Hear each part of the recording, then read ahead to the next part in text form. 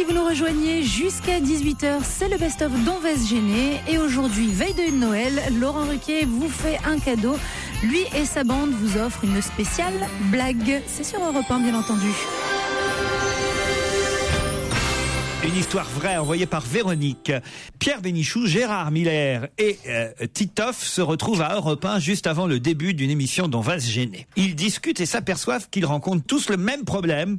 En raison de leur fréquente participation à l'émission, leurs compagnes leur reprochent de passer plus de temps avec Laurent Ruquier qu'avec elle. Gérard Miller explique: j'ai bien cru que je n'allais pas réussir à venir aujourd'hui, mais j'ai trouvé un truc pour pas avoir de problème avec ma compagne. Hier après-midi, je suis allé faire les boutiques avec elle, j'ai fait chauffer la carte bleue, vêtements, chaussures, sac à main assorti, tout y est passé. Et ce matin, quand je lui ai dit je vais retrouver Laurent Ruquier à Europe 1, elle a pas pu me dire non. Parfait. Pierre Bénichou dit: moi aussi j'ai senti les reproches venir, alors je l'ai joué encore plus classe. Hier soir, j'ai invité mon épouse dans un excellent restaurant, champagne, violon, petits bijoux sur la serviette. Et ce matin, quand je lui ai dit je vais retrouver Laurent Ruquier à Europe 1, elle a pas pu dire non. Ah, donc c'est pour moi là, j'ai l'impression. Elle est pour moi cette blague. Et là, il y a Titoff qui dit vous prenez bien la tête avec vos femmes. Ah oui, c'est moi ça, j'ai reconnu la façon de parler. Moi, j'ai un truc bien plus simple et bien moins cher. Après une nuit très intense, j'ai attendu que ma femme soit sous la douche ce matin. Je suis encore allé la retrouver sous la douche. J'ai commencé à lui savonner le dos, puis les seins. Et quand je suis arrivé à sa foufounette, elle m'a dit: tu devais pas aller chez Ruquier aujourd'hui? On connaît le poivreau comme ça qui rentre dans un bar et qui arrive, qui demande... il demande un verre de whisky avant que ça commence. Alors le Thénardier lui sert un verre de whisky, comme ça il le boit cul sec, il fait un deuxième verre de whisky avant que ça commence. Le mec il lui fait un deuxième verre, comme ça il fait un troisième verre de whisky avant que ça commence. Lui il sert et là le Thénardier dit: je veux bien vous servir un troisième whisky, mais faut payer monsieur. Il fait: voilà, ça commence. C'est une petite dame de 90 ans qui au mois de juin dernier va au confessionnal et demande au curé: monsieur le curé, j'ai péché. Pensez-vous que Dieu m'acceptera en son paradis? Mais qu'avez-vous fait, Madame Martin, pour être si inquiète? Pendant la guerre, j'ai abrité un juif dans ma cave. Mais c'est merveilleux, ça, au contraire, Madame Martin. C'est magnifique, formidable. Oui, mais je lui ai demandé l'équivalent de 600 € par mois. Ah, oui, mais enfin, vous lui avez épargné une mort certaine. Dieu vous pardonnera et vous acceptera. Oui, mais pourtant j'ai des craintes, dit la vieille dame de 90 ans. Mais enfin, pourquoi donc? Je ne lui ai pas encore dit que la guerre était terminée.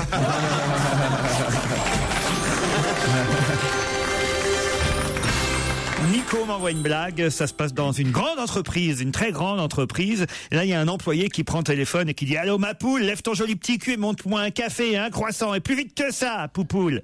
De l'autre côté du téléphone, une voix très masculine répond: espèce de con, tu t'es trompé de numéro. Sais-tu à qui tu parles? Au directeur général. Et l'employé lui dit: et toi, connard, tu sais à qui tu parles? Non. Ouf. Pourquoi les femmes se plaignent tout le temps alors qu'elles ont des vies de fées, Christine? Je sais pas. Vous pensez pas qu'elles ont des vies de fées, les femmes, oui, en bien fait? sûr. Oui, c'est vrai. Fais le ménage, fais à manger, fais pas chier, fais-moi une pipe. C'est des vies de fées.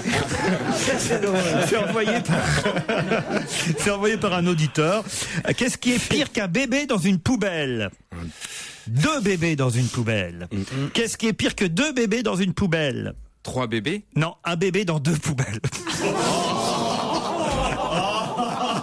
Un soir, dans un dîner, la petite dernière, ça pourrait être la petite de Caroline et son époux, ils sont là à table. Méfie-toi, c'est le genre de blague où elle se fait sodomiser à la fin, de toute façon. Celle-là est très gentille, vous allez voir. Autrement, je me permettrai pas, évidemment, je me doute. Franchement, de vous l'attribuer, chère Caroline, à vous et à votre famille. Je me permettrai pas. Non, vous êtes là tous les 3 à table, votre mari, vous, votre fille, et là, c'est rare, déjà. Et là, d'un seul coup, la petite fille demande à son papa, à votre époux, donc, Caroline: papa, pourquoi t'es toujours tout rouge? Tu vois, ma fille, c'est l'été, en mobilette, on prend des coups de soleil, alors ça donne la peau toute rouge. La petite fille opine du chef, pas totalement convaincue. Mais papa, en hiver aussi, t'es tout rouge. Oui, ma fille, mais en hiver, il fait froid sur la mobilette, le froid, la vitesse, ça fait la peau toute rouge. Alors Caroline, excédée, saisit la bouteille de pastis et l'attend à sa fille, dit: tiens, passe la mobilette à ton père.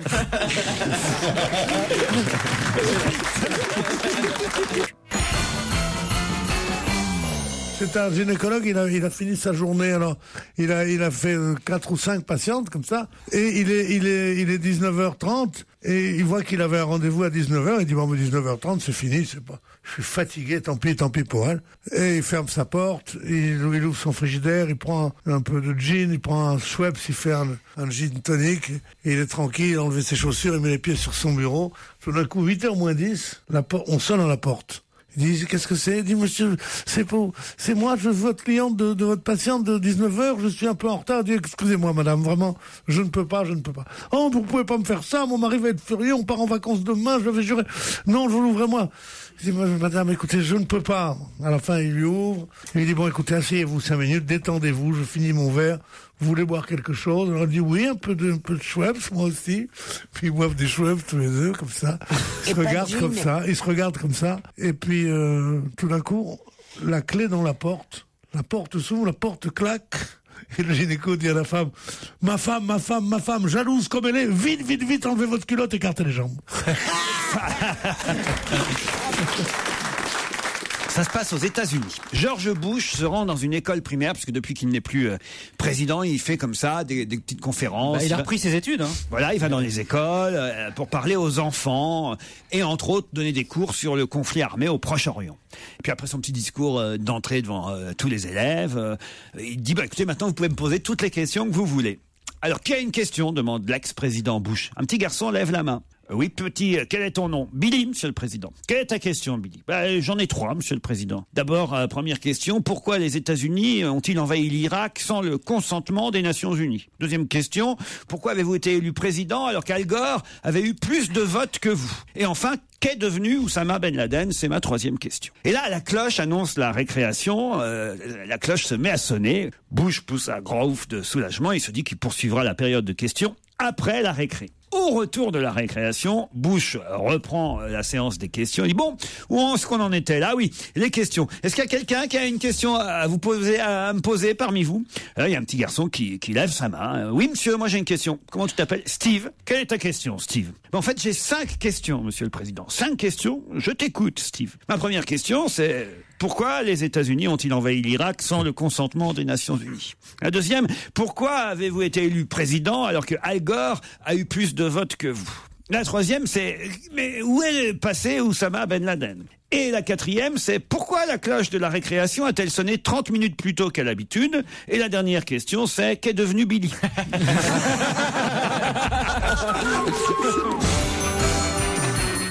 La seule fois où j'ai croisé Gérard Miller, c'était un mardi, me dit un auditeur. Il prenait un café dans un bistrot du 8e arrondissement. À ses côtés était assis un vieil homme avec un Doberman à ses pieds. Gérard Miller, qui a toujours quelque chose à dire, s'est adressé au monsieur. A dit, dites-moi, monsieur, il mord votre chien? Non, il mord pas mon chien, répond le monsieur. Miller se baisse alors pour caresser le Doberman et le clébard lui bousille la main d'un coup de dent. Miller se redresse affolé et dit à l'homme avec sa voix stridente de Gérard Miller « Mais monsieur, vous m'avez dit qu'il mordait pas votre chien !» Et le type répond « Ouais, mais celui-là, c'est pas mon chien. » On va se gêner sur Europe 1. Le best-of.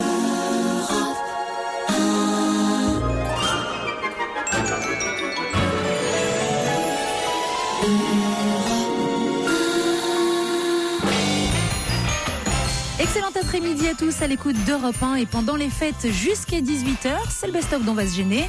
Laurent Ruquier qui aujourd'hui nous fait une spéciale blague. Vous allez peut-être pouvoir en ressortir ce soir avec la famille.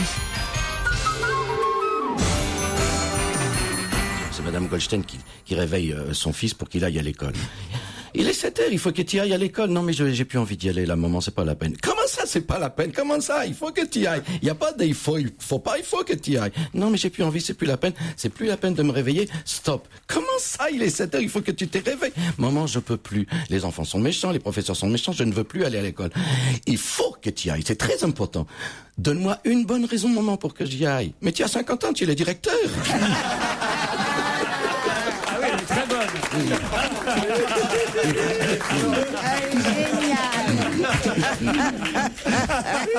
Excellente. suivante. Ah non, il n'est pas si connu que ça.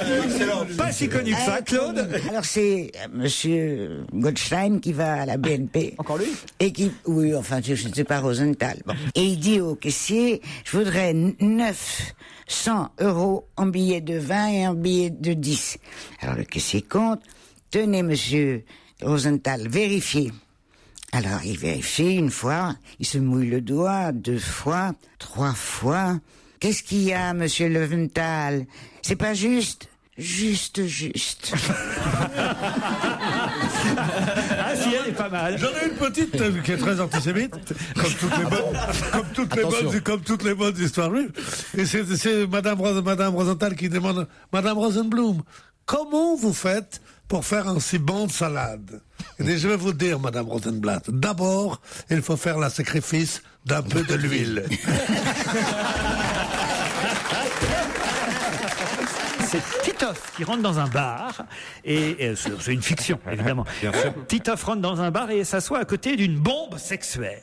Il lui jette un regard, puis il regarde sa montre pendant un moment, et évidemment, cette jeune femme voit qu'il n'arrête pas de regarder sa montre, et elle lui demande, mais la femme que vous attendez, monsieur Titoff, est en retard? Non, dit Titoff, on m'a donné cette montre super moderne et je la teste. Ah, mais qu'est-ce qu'elle a de spécial, votre montre? Bah, Titoff répond, j'utilise cette montre parce qu'elle a des ondes alpha et elle communique directement avec moi. Ah bon, et qu'est-ce qu'elle vous dit en ce moment? Demande la jeune femme. Bah, elle me dit que vous portez pas de culotte. La femme rigole, puis elle répond, bah alors là, vraiment, elle doit être cassée parce que je porte une culotte. Là, Titoff se met à remuer sa montre, la tapote et dit, mince, elle doit avancer d'une heure. Elle est jolie. Une histoire pour Noël envoyée par un auditeur. C'est le petit Jojo qui joue au train électrique sur le tapis du salon pendant que sa maman va à son repassage. Le petit Jojo joue. Oui, c'est très... Oui, bien sûr. La maman repasse toujours. Oui. Et papa lit son journal. Le chien porte les pantoufles. Le petit Jojo joue et la maman entend le petit Jojo qui fait « Garde l'île, garde des imbéciles, 2 minutes d'arrêt. Jojo, s'il te plaît, surveille ton langage, sinon je t'envoie dans ta chambre. Garde Angers, garde des PD, 2 minutes d'arrêt. Jojo, cesse d'être grossier, sinon tu vas dans ta chambre. » Et la maman continue à entendre « Garde Avignon, garde des cons, 3 minutes d'arrêt. » Le petit Jojo n'a pas le temps de finir sa phrase. Paf, il prend une paire de gifles et sa maman l'envoie dans sa chambre. Le petit Jojo pleure, hurle, trépigne, rien n'y fait. Le temps passe, la maman termine son repassage tout en pensant qu'elle a peut-être été un peu sévère avec surtout le petit Jojo. Surtout que c'était un coup de fer à repasser dans la tronche. Elle finit par aller rechercher le petit Jojo qui peut reprendre son jeu. Le petit Jojo recommence à jouer et après quelques minutes, la maman entend « Gare Montparnasse, 2 heures de retard à cause d'une connasse. » Elle est mignonne. Je vous ai pas raconté l'autre jour à la gare du Nord. Allez-y. Mais je revenais vers Bruxelles et je vais aux toilettes à la gare du Nord. C'était les trucs fermés, c'était pas les urinoirs, c'était les toilettes. Et là, il y avait un clochard, il a dit t'arrêtes sur les rumeurs. Et je m'installe et j'entends de la toilette d'à côté quelqu'un qui me dit ça va? Et je dis oui. Et puis il dit tu viens d'arriver? Je dis oui, juste maintenant. Et tout se passe bien? Mais je dis oui, je vous remercie. Et puis j'entends le mec à côté qui dit je vais raccrocher parce qu'il y a un connard qui me répond dans la toilette.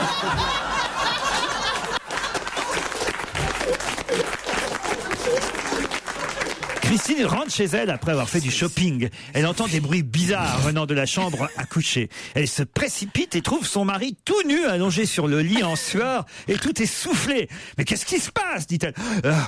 Je viens de faire une crise cardiaque, dit son mari. Christine se précipite en bas pour appeler le SAMU. Mais au moment de faire le numéro, une de ses enfants arrive et dit « Maman, voilà. Il y a Caroline qui se cache dans ton armoire. Caroline Diamant, elle est dans l'armoire et elle est toute nue. » Christine raccroche brutalement et monte en vitesse dans la chambre, ouvre la porte de l'armoire violemment et comme prévu, il trouve Caroline Diamant complètement nue et recroquevillée par terre dans l'armoire. « Salope !» dit-elle. C'est bien elle, c'est du vécu ça. Non, ça c'est pas possible. « Salope ! Mon mari est en train d'avoir une crise cardiaque et toi tu joues à cache-cache avec les enfants. »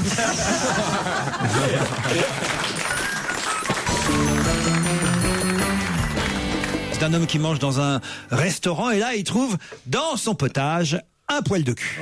Il fait un scandale, il appelle le serveur, il dit je ne paierai pas ma soupe. Voilà, le serveur va expliquer la situation au patron du restaurant. Le patron lui dit écoute, c'est pas la première fois que ce mec nous fait le coup. Il va pas nous avoir à chaque fois avec ce coup-là. Tu n'as qu'à faire une chose, tu n'as qu'à suivre cet homme et voir ce qu'il fait après, une fois qu'il sera sorti du restaurant. Le serveur suit l'homme et voit l'homme un peu plus tard dans la nuit avec une prostituée. Ils se dirigent vers un hôtel tous les deux. Le prostitué et le client. Le serveur ouvre la porte de la chambre dans laquelle se trouve le couple et voit l'homme en train de, on va dire, manger le derrière de cette charmante femme. Permettez. Et là, le serveur lui dit oui. Le serveur lui dit, et c'est là le mieux de l'histoire, je pense qu'il l'a loupé, c'est pour quelqu'un qui aime pas les poils. Et le mec répond, oui, mais que je trouve un spaghetti et je paye pas. Exactement. C'est la chute, bravo. Bah, Nicolas avait raison, vous la connaissiez.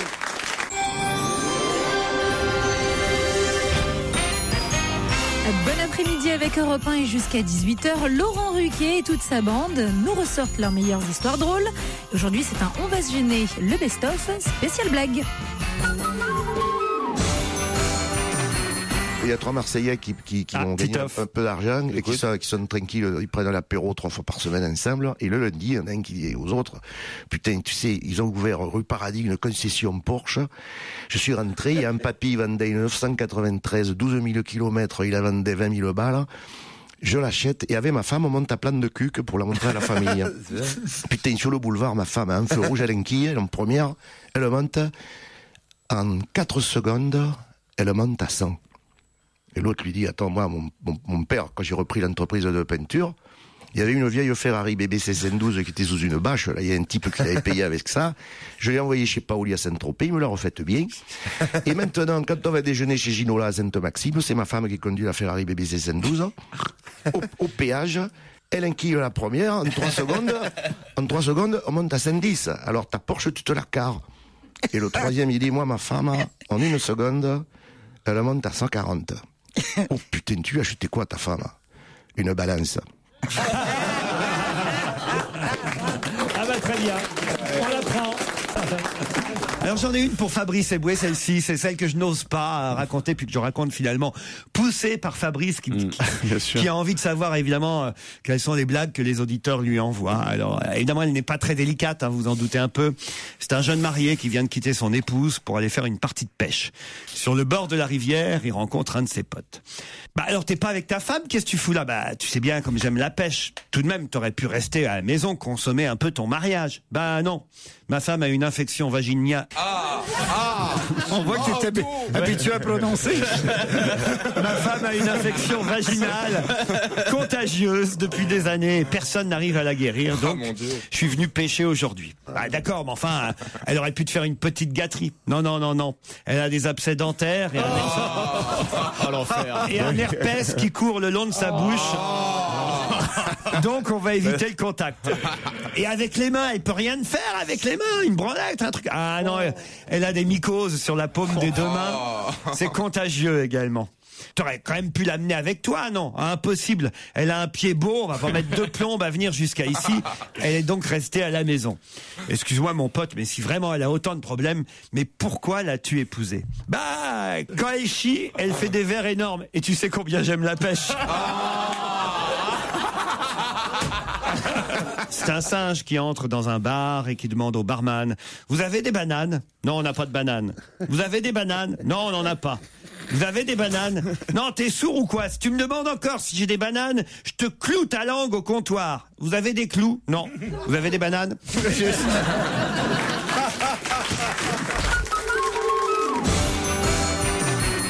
C'est dans une petite ville de province, un monsieur qui ne paye pas de mine comme ça, qui se présente à la pharmacienne et qui demande du Viagra. Et la pharmacienne lui en délivre une boîte. Et il sort sans payer en disant le temps d'aller faire une course à la boucherie en face, faire de la monnaie, et je reviens vous régler, dit-il. D'accord, dit la pharmacienne. La pharmacienne, quand même, regarde par la vitrine, histoire de surveiller le gars. Celui-ci entre dans la boucherie, c'est vrai. Mettez-moi 2 entrecôtes, s'il vous plaît. Je vais à la boulangerie faire de la monnaie et je repasse vous payer. D'accord? Il emporte sa viande, s'en va à la boulangerie. Bonjour, je voudrais 2 baguettes. Je fais un saut à l'épicerie et je reviens vous payer. D'accord? Même manège à l'épicerie, il sort, il se précipite dans sa voiture et là, il s'en va pour de bon. Entre alors à la pharmacie un autre client qui demande à la pharmacienne « Je voudrais du Viagra. Mais à votre avis, est-ce que ça marche vraiment ?» Et là, la pharmacienne répond « Écoutez, c'est garanti. Je viens d'en donner à un client. En moins de 5 minutes, il a baisé la bouchère, la boulangère, l'épicière et moi. »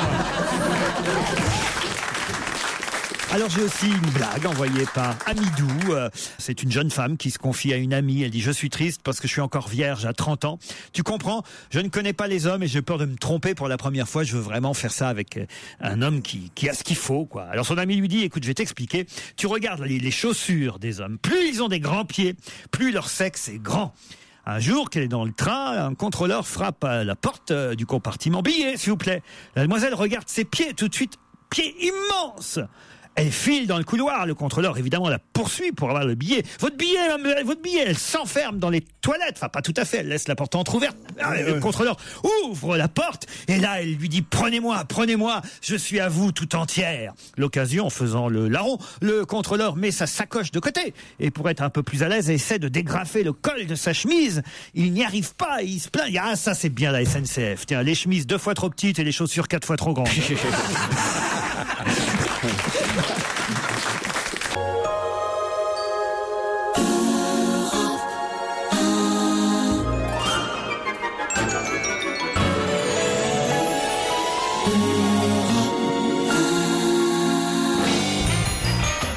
Bienvenue si vous nous rejoignez sur Europe 1 jusqu'à 18h, le best-of dont va se gêner Laurent Ruquier et toute sa bande.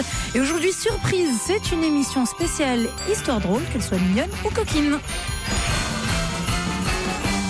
J'en ai une très courte, c'est la fesse gauche qui dit à la fesse droite dis-moi, ça pue dans le couloir ou c'est moi?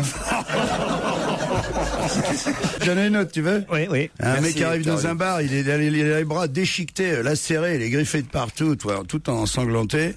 Il dit au patron du bar, il dit donne-moi un Ricard, un double, s'il te plaît. Il y a des potes, il vient autour de lui, il dit qu'est-ce qui t'arrive? Il dit je viens d'enterrer ma belle-mère.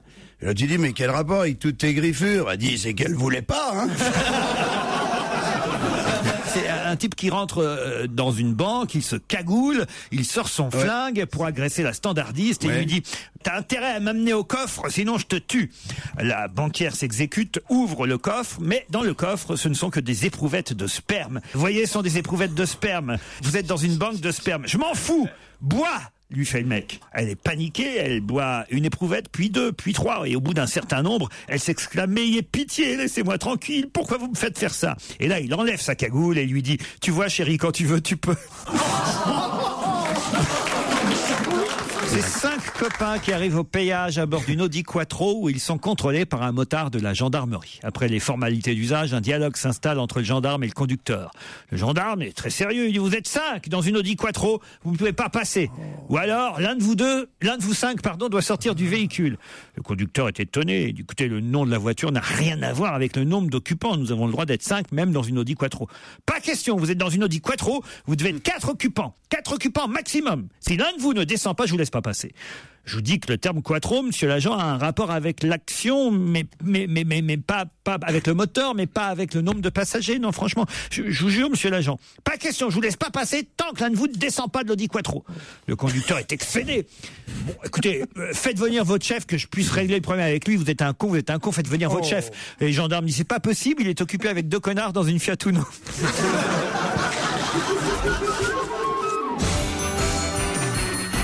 Alors la première, c'est un homme qui lit dans un journal que les femmes en Laponie donnent 100 € aux hommes chaque fois qu'ils leur font l'amour.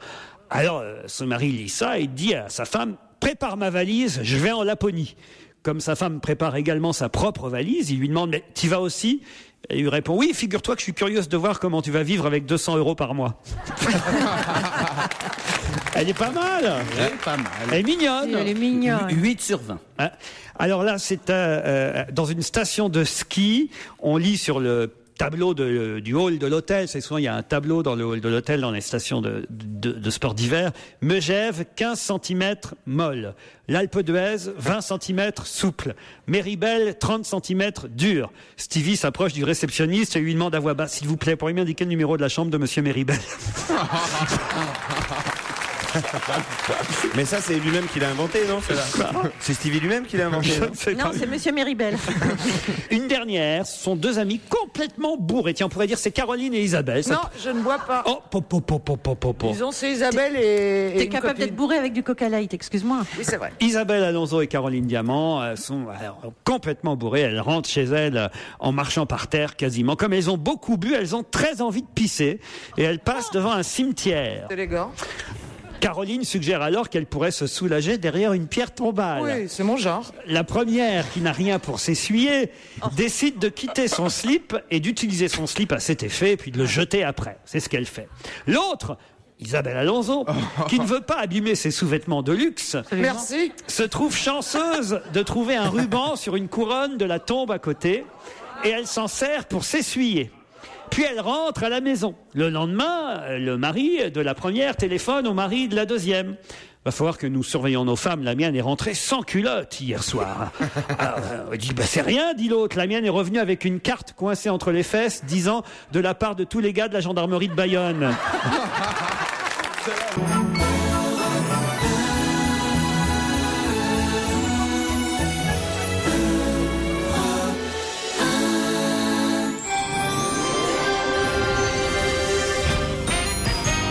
Excellente fête à l'écoute d'Europe 1 et fête oblige justement. On redécouvre ensemble pendant ces vacances les meilleurs moments dont va se gêner Laurent Ruquier et toute sa bande avec aujourd'hui une spéciale blague. Puisque vous parliez de banque, il y a un type qui est arrivé, ça je l'ai vu, donc on l'a mis dedans, qui est arrivé assez furieux un matin dans un bistrot et qui a dit la caisse d'épargne, c'est un écureuil, le Crédit Lyonnais, c'est un petit lion. À chaque fois qu'ils veulent nous baiser, c'est une peluche. Par exemple. Il y en a une que j'aime beaucoup, c'est la campagne, c'est bien parce que quand on sort, on est dehors, que j'aime beaucoup. Et il y en a une que j'aime tout à fait pour arriver dans la philosophie que je trouve très touchante, c'est l'avenir, je préférais celui d'avant. Que j'aime beaucoup. C'est très joli. C'est très joli. Il y a 3 jours, dans le bistrot qui s'appelle le Victory, à 9h du matin, des gens gueulaient sur Sarkozy, c'est Napoléon, c'est ceci, c'est Bonaparte, etc. Et il y a un type qui a dit à côté de moi, attends, si Napoléon il était vivant aujourd'hui, je t'assure, il se retournerait dans sa tombe. Alors donc, c'était quand même, on croit que c'est écrit, c'est tellement fort qu'on croit que c'est écrit, mais c'est quand même un type qui l'a dit à côté de moi. Elle est géniale. Je te jure que non. Si Napoléon était vivant, il se retournerait dans sa tombe. Aujourd'hui. Ça, c'est formidable. Ouais, et c'était à côté de moi. C'était à côté de moi. Mais il y en a des très tendres. Il y a aussi une chose que j'ai entendue il n'y a pas très longtemps, qui n'est pas dans le spectacle, mais ce que je vous livre. Il y a un type un peu comme ça, un peu mal, un peu abandonné, qui est entré dans un bistrot. Le patron lui a dit, alors François, ça va? T'habites toujours seul chez toi? Il lui a répondu oui, sauf quand je rentre, bien sûr. Ce qui est quand même assez joli. Alors voici une blague envoyée par Hervé. C'est Stevie et Laurent qui déjeunent ensemble. Et Stevie se plaint auprès de Laurent. Laurent, je comprends pas. Non, je parle pas comme ça. Tous mes amis sont cons alors que toi, t'es toujours entouré de gens brillants et intelligents. Comment tu fais, Laurent? Alors je souris, je dis c'est simple, Stevie, mes amis, je leur fais régulièrement passer des petits tests pour les garder vifs et alerte d'esprit, c'est tout. Des tests, mais quel genre de tests? Ah là, je lui dis, écoute, regarde, je décroche mon téléphone, j'appelle Pierre Bénichou. Allô Pierre, j'ai une petite énigme pour toi. C'est l'enfant de ta mère et de ton père. Mais ce n'est ni ta sœur, ni ton frère. Qui est-ce? C'est l'enfant de mon père et de ma mère, mais ni mon frère, ni ma sœur. Bah, c'est moi, dit Pierre Bénichou. Alors là, Stevie est emballé par ce test et à peine rentré chez lui, il décroche son téléphone et il appelle Christine Bravo. Ouais, salut Christine, j'ai une petite énigme pour toi. Attends, alors c'est l'enfant de ton père et de ta mère, mais c'est ni ton frère, ni ta sœur. Qui est-ce? Ouais, attends Stevie, je suis occupé là, tu me fais chier, tu peux pas rappeler plus tard, lui dit Christine. À peine le téléphone raccroché, que fait Christine Bravo? Elle appelle Gérard Miller. Allô Gérard, putain, il y a Stevie qui vient de m'appeler, il me lance une énigme, c'est l'enfant de ton père et de ta mère, mais ça n'est ni ton frère ni ta sœur, c'est qui? Gérard dit, effectivement, c'est un bon test. Mais enfin, c'est moi, évidemment, c'est moi. Ah bah merci Gérard, merci Gérard. Christine rappelle Stevie, évidemment, tout de suite. Allô Stevie, ouais, j'ai la réponse à ta question, désolé pour tout à l'heure, mais j'étais occupé. Alors ta petite énigme, bah c'est facile. Si c'est l'enfant de mon père et de ma mère et que c'est ni mon frère ni ma sœur, bah c'est Gérard Miller. Alors Stevie rigole de me casse, t'es conne, alors c'est Pierre Bénichou, voyons.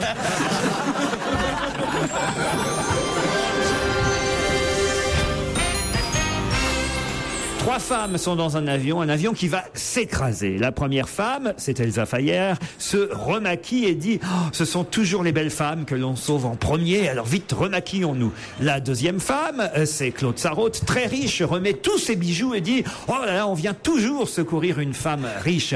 La troisième... C'est qui? À mon avis, c'est Stevie, je sais pas pourquoi, mais... Non. La troisième n'est pas une femme, c'est Fabrice Eboué, un black qui baisse son pantalon, sa culotte, colle ses fesses au hublot devant les 2 autres interloqués et il dit c'est la boîte noire qu'on cherche toujours en premier. Vous savez pourquoi il y a beaucoup d'hommes qui partent en vacances avec leurs femmes? Non. Ils ont l'impression que ça dure plus longtemps. Quelle horreur. Elle est bonne. Non, en tout cas. pas mal. Ce qui est grave, c'est qu'il rentre de vacances. Et donc il sait de quoi il parle. Il devait être avec sa femme en plus. J'ai une bonne blague envoyée par un auditeur qui dit quand même le football français est assez incroyable. Zidane c'est un coup de boule, Thierry Henry c'est un coup de main, Ribéry c'est un coup de queue. En fait, il y a qu'avec les pieds qui savent rien foutre.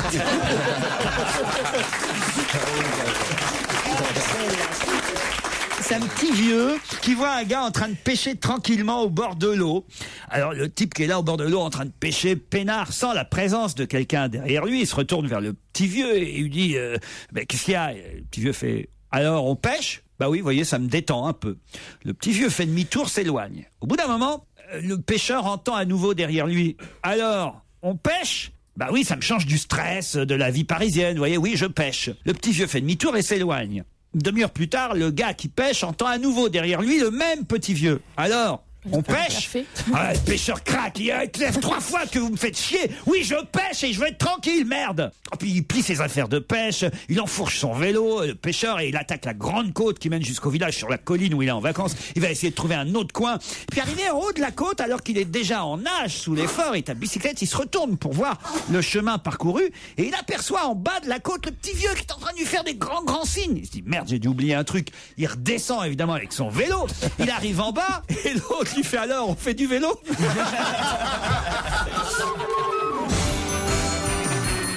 C'est une femme célibataire qui rentre dans un sex shop car elle veut acheter un sextoy pour agrémenter ses nuits solitaires. Elle dit au vendeur « Bonjour, je voudrais un sextoy ». Le vendeur lui répond « Très bien, mais quel genre de sextoy ? J'en ai de toutes les formes, de toutes les tailles et de tous les prix.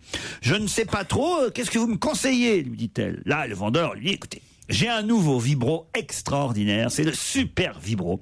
Suffit de lui dire où vous voulez qu'il aille et il y va. Je vais vous montrer. » Le vendeur pose le vibro sur le comptoir et dit « super vibro, viens dans ma main ». Et comme par magie, le vibro se déplace dans la main du vendeur. La cliente est ébahie, elle dit « C'est génial, je vous le prends ». Elle paye tout de suite, elle sort du magasin avec son super vibro. À peine montée dans sa voiture, elle est impatiente de l'essayer, elle s'exclame « Super vibro, viens dans mon minou », on va dire. Allez, viens, non, parce qu'après vous allez croire qu'il y a un chat dans la voiture. Viens dans mon vagin, voilà. Alors, et le vibro atterrit tout droit là où il faut et lui procure un terrible orgasme. La jeune femme est tellement prise de plaisir qu'elle se met à zigzaguer sur la route parce qu'elle est en train de conduire. En même temps, elle crie, elle zigzague. Lorsqu'un gendarme, évidemment, lui fait signe de s'arrêter sur le bord de la chaussée. Gendarmerie nationale, puis-je savoir pourquoi vous faites des zigzags sur la route? C'est pas ma faute, monsieur l'agent, c'est pas ma faute, c'est à cause du super vibro. Super vibro mon cul, oui.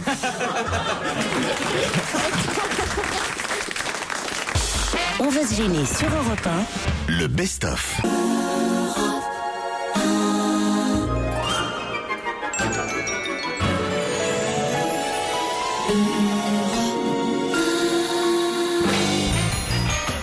Excellent après-midi à l'écoute d'Europe 1 et bon courage surtout à toutes celles et ceux qui sont en cuisine pour préparer le repas de famille de ce soir. Heureusement, Laurent Ruquier et ses chroniqueurs sont là pour vous divertir avec aujourd'hui une spéciale blague. Vous connaissez cette histoire de la dame donc qui se présente au studio de la rue enregistrer ses émissions. Elle dit bonjour, je vais assister à l'émission de Jean-Luc Delarue. Alors le gardien lui dit mais madame, Jean-Luc Delarue ne présente plus d'émission. Alors elle s'en va, elle revient le lendemain, elle dit bonjour, je viens assister à l'émission que présente Jean-Luc Delarue. Mais madame, Jean-Luc Delarue ne présente plus d'émission. 3e jour, même scène, je viens assister à l'émission que présente Jean-Luc Delarue. Mais enfin madame, ça fait 3 fois que je vous dis que Jean-Luc Delarue ne présente plus d'émission, pourquoi vous me revenez tous les jours? Elle dit j'aime tellement entendre ça. Un instituteur demande à ses élèves quelle serait pour vous une belle mort. Une petite fille au fond de la classe répond ce serait mourir comme mon grand-père. Ah bon, dit l'instituteur, et comment il est mort ton grand-père? Il s'est endormi. Ah, très bien, dit le maître. Et alors, quelle serait alors, selon vous, une mort atroce? Et la petite fille répond, ce serait mourir comme les copains de mon grand-père. Ah bon, et comment ils sont morts, les copains de ton grand-père? Ben, ils étaient dans la voiture de mon grand-père quand il s'est endormi. C'est un homme qui va chez le médecin de famille parce que son pardon, je suis obligé de raconter ce qu'on m'envoie. Hein. Bien sûr, bien sûr. Son testicule gauche est enflammé. Et je peux rire déjà. Et comment il est ses aisselles, elles sont grandes.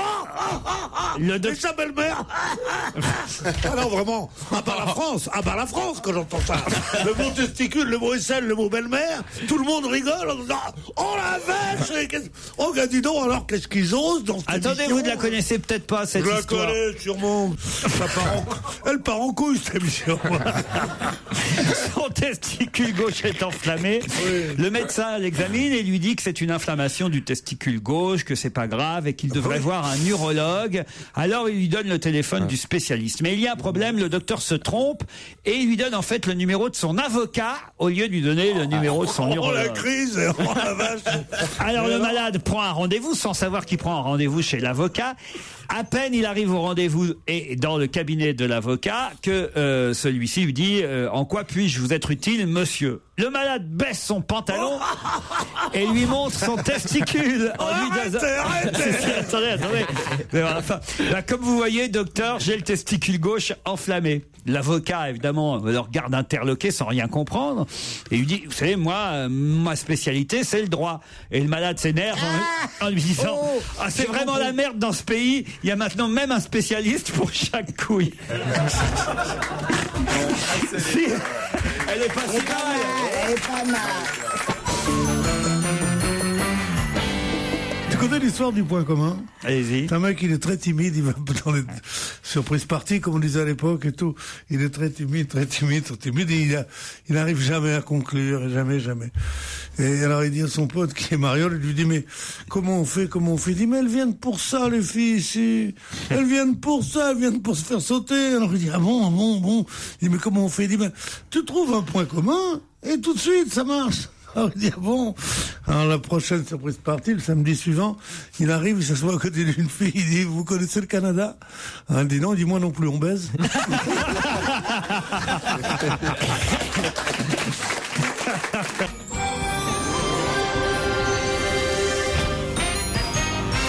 C'est un garçon qui va avec son papa paysan pour la première fois à la ville dans un centre commercial. Et ils sont tous les deux abasourdis par presque tout ce qu'ils voient dans ce centre commercial.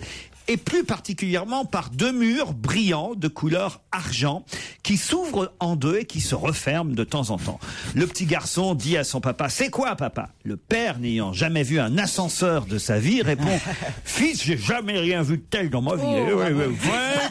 Je sais pas ce que c'est ça. On a qu'à s'installer devant puis on va regarder ce que c'est. Alors que le petit garçon et son père regardent avec admiration ce truc qui s'ouvre, qui se referme, une vieille dame dans un fauteuil roulant avance jusqu'au mur, rentre dans l'appareil, appuie sur le bouton, disparaît, les murs s'ouvrent et là, des chiffres défilent séquentiellement sur un cadran au-dessus des murs.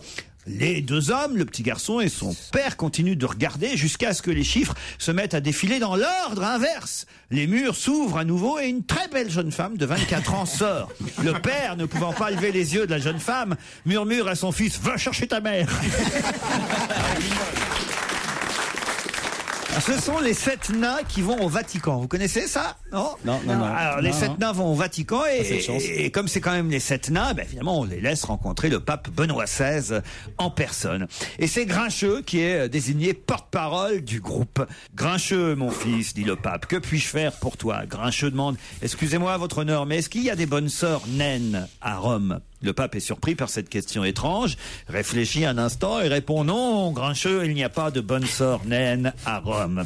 À ce moment, on entend quelques nains qui ricanent doucement. Grincheux se retourne et son regard cinglant les ramène au silence. Il se tourne à nouveau vers le pape et lui dit alors dites-moi, votre excellence, y a-t-il des bonnes sœurs naines en Europe? Le pape, perplexe, réfléchit à nouveau et dit non, Grincheux, il n'y a pas de bonne sœur naine en Europe non plus. Cette fois, les autres nains se mettent à rire bien fort. À nouveau, Grincheux les réduit au silence, se retourne vers le pape et dit monsieur le pape, y a-t-il au moins une bonne sœur naine quelque part sur Terre? Monsieur le pape.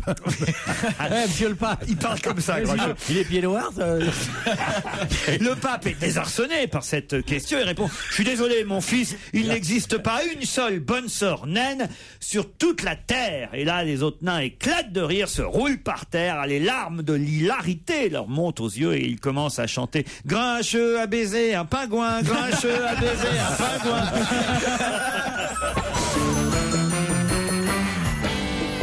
C'est 3 types qui sont en taux, la prison de la santé. Et il y en a un qui dit, lui, il a pris de la cocaïne. Et il dit, les gars, on va s'échapper, on va écarter les barreaux avec la force de nos bras, on va latter un coup de latte dans la porte, on va casser la gueule à tous les gardiens et à nous la liberté.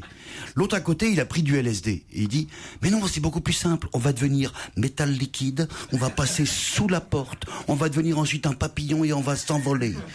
Et le troisième, lui, il a pris un joint et il dit pourquoi vous évadez? On n'est pas bien là, les gars.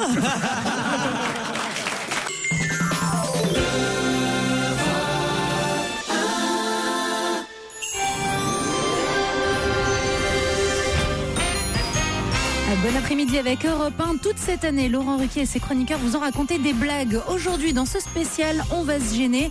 C'est une compilation de ces histoires drôles. Mais tout de suite, ce sont les auditeurs qui racontent ces histoires. C'est l'histoire d'un âne et un cheval qui ne se sont pas vus depuis une vingtaine d'années et qui se croisent dans la rue, donc ils sont assez contents de se revoir, ils discutent un petit peu, et puis le cheval lui dit à l'âne tu sais, je suis super content de te revoir, on a plein de choses à se dire, mais le problème c'est que j'ai un rendez-vous super important, donc ce que je te propose, je te donne mon adresse, et ce soir tu passes à la maison, on boit l'apéro. Alors l'âne il est content, arrive le soir, l'âne arrive devant une super propriété, avec une grande piscine, digne d'un présentateur d'Europe 1, quoi, et il rentre dans cette maison, superbe maison, style moderne. Et là, au mur, il voit plein de photos vainqueurs de l'Arc de Triomphe, vainqueurs de Grand Prix d'Amérique, etc. Et il comprend que son ami le cheval est devenu une star des courses hippiques, quoi. Bon, lui, il est un petit peu mal à l'aise parce que finalement, c'est resté le bourricot qu'il était il y a 20 ans. Il a jamais rien fait de sa vie. Et donc, bon, la soirée se passe tant bien que mal. Le bourricot dit pas grand-chose sur sa vie puisqu'il a pas fait grand-chose. Oui. Et le cheval, il dit, écoute, ça serait sympa si demain je pouvais passer chez toi maintenant que tu as bu l'apéro chez moi. Alors, l'âne n'ose pas refuser. Et puis, il dit, bon, ben d'accord. Et le lendemain, l'âne, toute la journée, il dit putain, mais qu'est-ce que je vais dire? Moi, j'ai jamais rien fait. Je suis maintenant, comme il m'a connu il y a 20 ans, je suis un bourricot. Bon, toute la journée, il se lamente, il lit le journal et tout. Et dans le journal, il voit la photo d'un zèbre. Alors, il prend ses ciseaux, il découpe la photo du zèbre, il le met dans un cadre, il le met au mur. Arrivé le soir, le cheval arrive. Il dit mais tu vois, tu m'avais dit que c'était une petite bicoque, mais je trouve ça sympathique. C'est bien décoré, c'est plutôt sympa et tout. Et il tombe sur la photo du zèbre, il dit et ça c'est quoi là? Alors là il dit oh ça c'est rien, c'est quand je jouais à la Juventus. Elle est bonne. C'est 4 bonnes sœurs qui sont dans une voiture sur une petite route de montagne puis qui attrapent un accident et elles meurent toutes les 4. Donc elle se retrouve immédiatement devant Saint-Pierre aux portes du paradis et puis on lui dit vu la vie que vous avez menée, il est évident qu'on va vous accueillir tout de suite. Toutefois, s'il y avait un péché que vous n'aviez pas encore confessé, je vous invite à le faire maintenant. Alors la première approche vers Saint-Pierre, puis il lui demande ce qu'elle a fait. Elle dit écoutez, avant de prendre mes vœux définitifs, il m'est arrivé de toucher le sexe d'un homme avec ma main droite. Bon, il dit que c'est pas trop grave, vous allez vous laver la main droite dans le bénitier, vous récitez dit notre Père dit je vous salue Marie, et puis vous irez au paradis. La deuxième arrive, et on lui demande ce qu'elle a fait, il dit écoutez, moi c'est un peu pareil, sauf que c'était avec les deux mains, quoi, avec la gauche, j'ai caressé un peu les rousses. Bon, il pense que c'est quand même une grosse salope, mais il dit vous allez vous laver les deux mains dans le bénitier, vous récitez 20 je vous salue Marie, 20 notre Père, et puis vous irez quand même au paradis. Et là, la quatrième se rue devant Saint-Pierre, elle écrabouille la troisième, il marche dessus, elle la bouscule, et bon, elle arrive devant Saint-Pierre, il dit, mais écoutez, je sais pas ce que vous avez fait, mais là, vous faites preuve d'impatience, de colère. Elle dit, je vous en prie, je veux vraiment me laver les dents avant qu'elle se lave le cul. C'est donc une bonne sœur qui se présente chez son médecin. Elle est vraiment très inquiète. Elle lui dit, écoutez, docteur, il m'arrive quelque chose de très très étonnant depuis quelques jours. Je pisse des timbres. Et là, le médecin dit, comment ça, vous pissez des timbres? Oui. À chaque fois que je vais aux toilettes, je regarde dans la cuvette et puis je trouve plein de timbres. Et donc, le médecin dit, regardez, il y a un bocal là-bas, allez-y, faites, et puis je vais regarder. Donc, la bonne sœur s'exécute. Le médecin jette un œil et puis il va voir la bonne sœur et il dit, écoutez, rassurez-vous, ce ne sont pas des timbres. La bonne sœur est soulagée, il dit, mais alors, médecin, mais qu'est-ce que c'est? Il dit, c'est tout simplement les étiquettes qu'on colle sur les bananes. Oh non. C'est deux curés qui sont en train de prendre leur douche ensemble. Ouais. Et il y a un curé qui dit à l'autre, t'aurais pas grossi de la bite? Le curé dit, non. T'es sûr, t'aurais pas grossi de la bite? Bah non, je t'assure, non. On a pourtant l'impression que t'as grossi de la bite. Non, je rentre toujours dans du 12 ans. Oh non.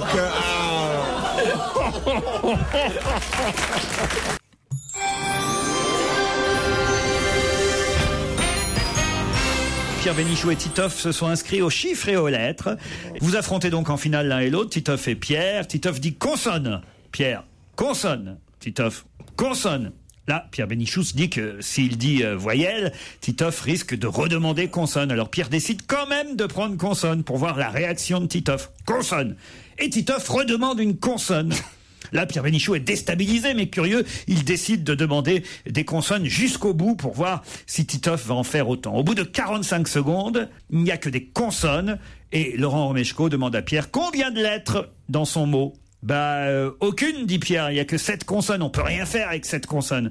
Et vous, Titoff, combien de lettres? 7, répond Titoff. C'est pas possible, dit Pierre, pas possible. T'as pas pu faire un mot de 7 lettres avec que des consonnes. Et là, Titoff répond PSG, CDPD. Si, elle est pas mal. C'est vrai. Aïe. Vous avez déjà entendu. Vous l'aviez entendu déjà? Bon, je suis désolé, alors repassez une autre fois. Mais j'ai laissé jusqu'au bout. C'est notre auditeur. Surtout que c'est 9 lettres maintenant, le chiffre et les lettres. Ouais, ça devient compliqué. Ouais, c'est pas 7, c'est 9 lettres. Ah oui? Alors, celui qui sait tout, là, monsieur, je sais tout. Tu vois qui regarde? C'est 9 lettres, c'est pas 7 lettres. Ah oui, et ceux qui jouent au chiffre et aux lettres, c'est des gens de mon âge. Et ils vous emmerdent. Voilà. Non, moi, je joue aussi à ça. Tu joues, toi aussi? Ah, j'adore ça. Avec ton parrain. Les chiffres, je suis incapable. Je suis trop nul. J'ai jamais trouvé un seul résultat. Ah oui? Jamais. Mais je suis trop nul en maths. Si tu cherches à faire des mots avec, t'arriveras pas. C'est jour de fête à la maison de retraite. Lucienne, la doyenne, va fêter ses 95 ans. Pour marquer le coup, tout le staff décide d'organiser un thé dansant en l'honneur de Lucienne, 95 printemps. Durant la fête, Lucienne est assise sur un siège très confortable et surplombe tout le monde sur son estrade. Tous les résidents s'amusent follement quand une infirmière remarque que Lucienne se penche dangereusement sur le côté droit. Lucienne s'endort et elle va tomber vite. L'infirmière court la redresser. 5 minutes plus tard, la même infirmière voit Lucienne se pencher du côté gauche et court redresser la faible dame. Il y a Pierre qui connaît la fin. Je connais cette histoire, je me suis fâché avec un groupe qui racontait ça cet été. Avec un groupe Facebook? Un groupe d'amis. Oui, j'ai des groupes d'amis. Un groupe d'amis. Mais tu sais, il part en autocar avec des copains. C'est ça, comme il comprend rien avec les ordinateurs, il fait Facebook, mais dans la vie normale. Ça, c'est un groupe d'amis. C'est qu'il écrit sur les murs en vrai, quoi. Je raconte quand même la fin. Oui, parce que nous, on veut savoir. Attention, Lucienne s'endort et elle va tomber côté droit. L'infirmière court la redresser. 5 minutes plus tard, la même infirmière voit Lucienne se pencher côté gauche. Elle court redresser la faible femme. Le soir même, la famille de Lucienne lui rend visite et lui dit alors, cette fête, c'était comment? Ça s'est bien passé? Et Lucienne répond d'un air un peu renfrogné, c'était plutôt bien, mais ils m'ont jamais laissé péter.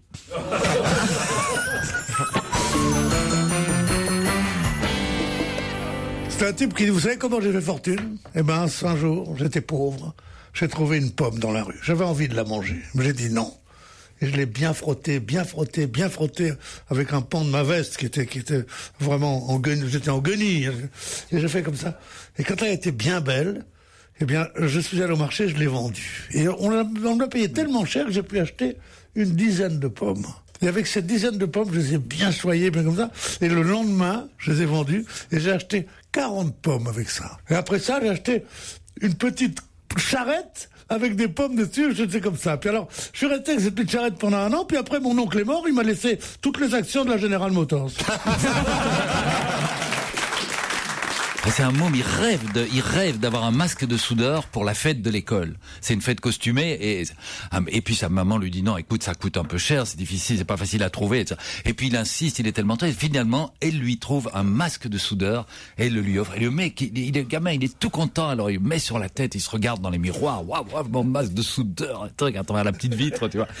Et puis il part à l'école le lendemain avec son petit sac à dos et il n'a pas fait 10 mètres dans la rue qu'il y a une voiture qui s'arrête, une décapotable avec un monsieur qui lui dit bonjour mon petit garçon, est-ce que tu veux, je peux te conduire quelque part? Il dit je vais à l'école, il dit c'est ma route, je vais te conduire et il le fait monter et il est dans la décapotable. Et c'est en Belgique? C'est en Belgique, évidemment. Ouais. C'est pas un évêque le mec, c'est un et la voiture roule et il y a le vent qui se prend dans le masque de soudeur, là il est tout fier, il regarde autour de lui et le monsieur lui dit est-ce que tu sais ce que c'est un pénis? Et le gamin dit ne répond pas, il continue, il regarde autour de lui avec le vent qui se prend dans le masque. 3 minutes plus tard, le type lui dit et une fellation, tu sais ce que c'est? Et le gamin, il répond pas. La voiture roule. 3 minutes plus tard, dis-moi et une sodomie. Tu sais ce que c'est? C'est affreux cette histoire. Et le petit gamin se retourne vers lui et lui dit vous savez, je suis pas un vrai soudeur, hein. Ah si, elle est bien. Ah si. Ah oui, la connaissais pas.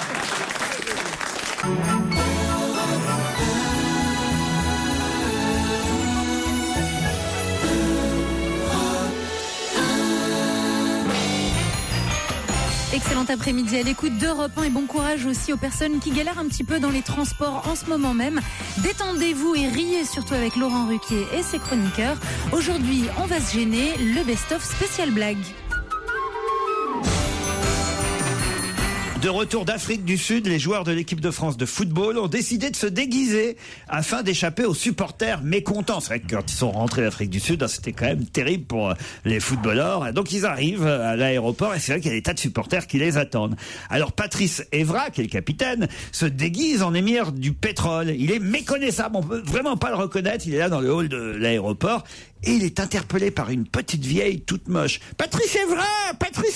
Il est pris de panique. Alors évidemment, il se réfugie aux toilettes, il change de déguisement. Il ressort habillé en cow-boy. Mais à peine il est ressorti que la petite vieille l'appelle de nouveau. Patrice Evra! Il retourne immédiatement aux toilettes et alors il se déguise en curé. Mais dès qu'il ressort des toilettes, la mamie revient vers lui.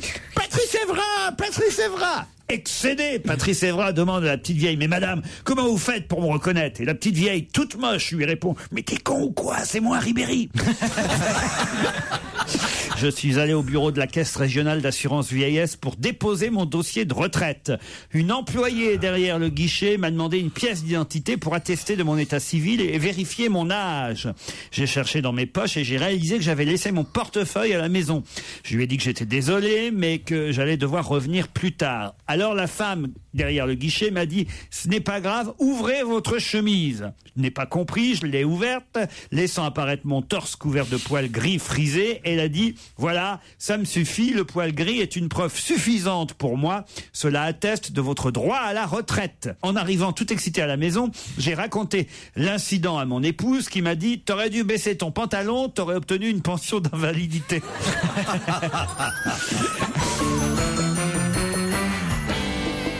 Pierre Bénichou, Titoff et Joujou se promènent dans la rue quand tout à coup, une femme plantureuse crie par sa fenêtre « De l'amour, je veux de l'amour !» Aussitôt, les 3 complices se regardent, se demandant que faire, jusqu'à ce que Joujou monte rejoindre la dame. Il redescend quelques minutes après, le petit Jérémy, en nage, dit « C'était terrible, elle a pris 2 fois du plaisir et elle a tracé 2 bâtons de craie sur un tableau. » Ça arrive souvent. Hein. Sur ce, la femme réapparaît à la fenêtre et crie « De l'amour, je veux de l'amour !» Aussitôt, Titoff, c'est là une sévère, un plaisir promis. Il sort. Il sort une demi-heure plus tard de la chambre, très fier de lui, et il dit, moi, putain, j'ai eu le droit à 5 bâtons de crème. La dame réapparaît en hurlant, de l'amour, je veux de l'amour. Titoff et Joujou déclarent forfait et se retournent vers Pierre Bénichou, passablement excité par le récit de ses collègues. Pierre monte rejoindre la dame, et là, Joujou et Titoff entendent des cris, des hurlements, jusqu'à ce que la femme réapparaisse à la fenêtre et crie « De la craie, je veux de la craie !» Bravo Pierre. Oui, c'est vrai. On ne prête qu'aux riches, mais enfin, tout de même, à ce point. Bah, plaignez-vous pour une fois quand même, justement, qu'on vous valorise dans une blague. Oui, je vois. Enfin, 2 fois, c'est pas mal aussi. Hein. C'est valorisant de ne pas te passer de derrière ces 2 mecs, tu penses?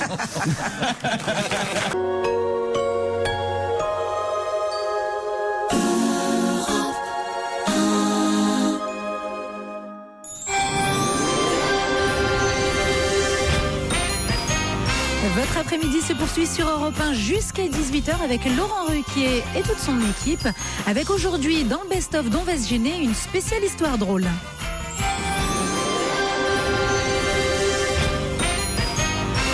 Cendrillon est là après une vie heureuse qu'elle a eue avec son prince charmant, mais qui est depuis quelques années déjà décédé, forcément. Elle a 75 ans. Elle passe ses journées, la vieille Cendrillon, sur son perron dans une chaise en bois à observer le monde avec son vieux chat Bob sur ses genoux. Elle est assez heureuse. Puis par un bel après Cendrillon, elle a un chat qui s'appelle Bob. Il s'appelle Bob. C'est connu ça. Bon. Puis c'est un bel après-midi. Dans un nuage, soudain apparaît la marraine de Cendrillon, la bonne fée qui était pas revenue depuis. Qui s'appelle Jennifer. Chère marraine, après toutes ces années, que fais-tu ici, dit Cendrillon. Cendrillon, la vieille marraine. depuis la dernière fois que je t'ai vu, tu as vécu une vie exemplaire. Y a-t-il quelque chose que je puisse faire pour toi, un souhait que je pourrais exaucer? Cendrillon est surprise, mais après tout, rouge de confusion, elle réfléchit un peu, elle murmure: je veux que mon chat, Bob, se transforme en un beau et viril jeune homme. Comme par magie, Bob est transformé en un magnifique mâle, si beau que même les oiseaux ne peuvent s'empêcher d'arrêter de voler et de tomber à ses pieds. Ça, c'est joli. La bonne fée dit: félicitations Cendrillon, amuse-toi bien dans ta nouvelle vie. Et en un éclair, la marraine s'en va. Il n'y a pas de chute. Pendant quelques... Si. Amuse-toi bien dans ta nouvelle vie. Et en un éclair, donc elle s'en va. Pendant quelques instants magiques, le chat Bob et Cendrillon se regardent tendrement. Cendrillon est comme hypnotisé par le plus bel homme qu'elle a jamais vu, qui n'est plus un chat, qui est devenu un homme magnifique, vous l'avez bien compris. Je te kiffe, Bob. Bob s'avance langoureusement vers elle, la prend dans ses bras musclés, commence à lui embrasser l'oreille dans un souffle chaud, et soudain il lui murmure: là, je pense que tu regrettes de m'avoir fait opérer, non?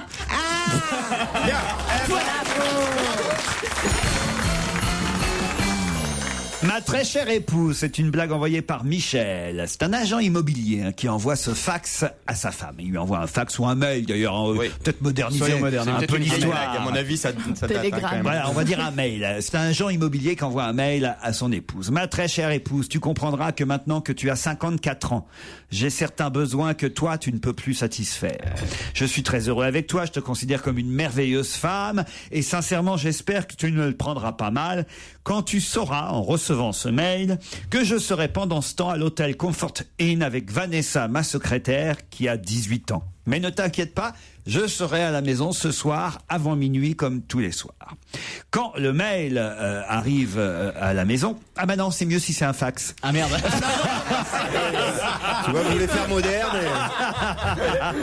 Quand le type arrive à la maison le soir, il trouve un papier sur la table de la salle à manger et il lit le papier que lui a laissé son épouse. Cher Marie, j'ai reçu ton fax et je ne peux pas éviter de te remercier pour ta prévenance. Je profite de l'opportunité que tu m'offres pour te rappeler que toi aussi, tu as 54 ans. Donc, je t'informe que lorsque tu liras ce message, je serai à l'hôtel Fiesta avec Michel, mon instructeur de tennis, qui, comme ta secrétaire, a lui aussi 18 ans. Comme en plus d'être devenu homme d'affaires reconnu, tu as une licence de mathématiques, tu pourras facilement comprendre que nous sommes des semblables en cette circonstance, mais avec une légère différence. 18 rentre plus de fois dans 54 que 54 dans 18. En conséquence, ne m'attends pas avant demain.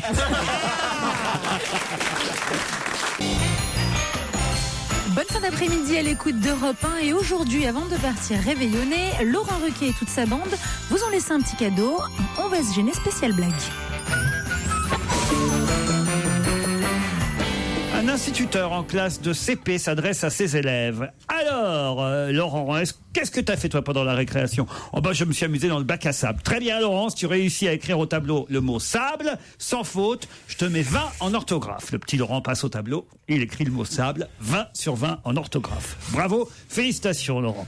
L'institut se tourne vers un autre élève, Jérémy. Et toi Jérémy, qu'est-ce que t'as fait pendant la récréation? Bah, je me suis amusé dans le bac à sable avec Laurent, monsieur. Très bien mon petit Jérémy, si tu réussis à écrire au tableau le mot bac, sans faute, je te mets 20 sur 20 en orthographe.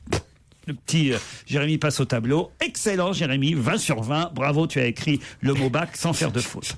L'instituteur se retourne et dit: et toi Mohamed, qu'est-ce que t'as fait à la récréation? Alors moi monsieur, écoutez, j'ai voulu m'amuser dans le bac à sable avec Jérémy et avec Laurent, mais ils ont pas voulu, ils m'ont dit de me casser, sinon ils me pétaient la gueule. Mais c'est ignoble. C'est la manifestation d'une discrimination scandaleuse d'un groupe ethnique minoritaire dont l'intégration sociale pourrait être mise en cause. Et en plus, dans ma classe, en plus. Écoute, Mohamed, si tu réussis à écrire au tableau discrimination scandaleuse d'un groupe ethnique minoritaire dont l'intégration sociale pourrait être remise en cause, je te mets aussi un 20.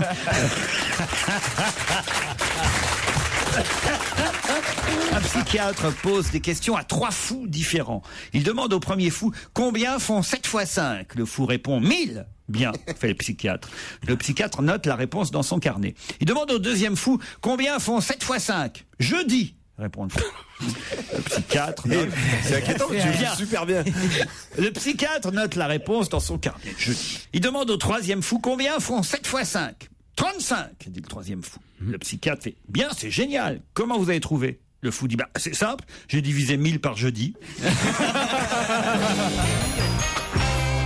Après 35 ans de mariage, voilà un couple qui est là, ensemble, ils se regardent, et puis le mari dit: après 35 ans de mariage, je regarde ma femme et je lui dis: chérie, il y a 35 ans, on avait un petit appartement, une vieille voiture, on dormait sur le canapé en regardant une télé en noir et blanc de 41 cm, mais je dormais avec une jeune blonde de 25 ans. Maintenant, on a une maison à 500 000 euros, une Mercedes à 50 000 euros, un lit à eau, une télé couleur à écran plat de 130 cm, et je dors avec une vieille de 60 ans.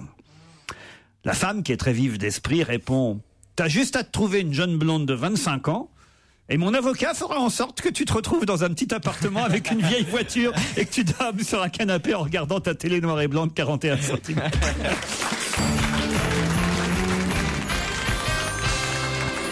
Un papy qui rend visite à son petit-fils Romuald à Paris. Et il le surprend, son petit-fils, comme à son habitude, les yeux rivés sur son ordinateur. C'est maintenant ce que font les jeunes tout le temps à la maison, en train de jouer à un jeu vidéo.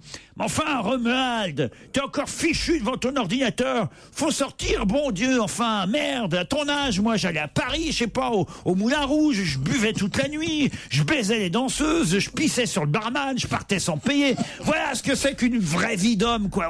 On reste pas comme ça sur son ordinateur. Ah ouais. Une semaine plus tard, le papy retourne voir son petit-fils et il le trouve cette fois dans son lit, mais alors dans un piteux état, couvert de bleu avec un bras dans le plâtre. Bah enfin mon petit Romuald, mais qu'est-ce qui t'est arrivé? Bah j'ai fait comme tu m'as dit, papy, je suis allé au Moulin Rouge, j'ai bu comme un trou, j'ai pelleté les danseuses, j'ai pissé sur le barman, sauf que les videurs ont pas vraiment apprécié, ils m'ont cassé la gueule. Mais t'étais avec qui, Romuald? Bah avec une bande de potes. Pourquoi toi tu y allais avec qui, toi? Avec les nazis.